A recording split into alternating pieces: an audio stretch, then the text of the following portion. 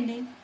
కొన్నిసార్లు మనం ఎంత మంచిగా ఉన్నా మన ఇంట్లో వాళ్ళు కావచ్చు, మనతో ఉండేవాళ్ళు కావచ్చు, నటిస్తేమో జీవించే మనసులతో చాలా జాగ్రత్తగా ఉండాలి.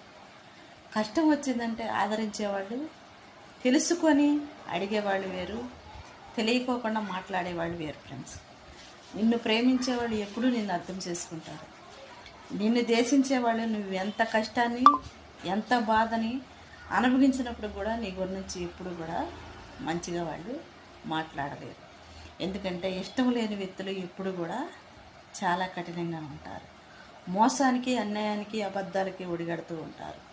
అలాంటి వాళ్ళతో ఎంత జాగ్రత్తగా ఉంటే అంత మంచిది. నీ మంచితనం కూడా కొన్నిసార్లు నీకు విషంగానే మారిద్ది.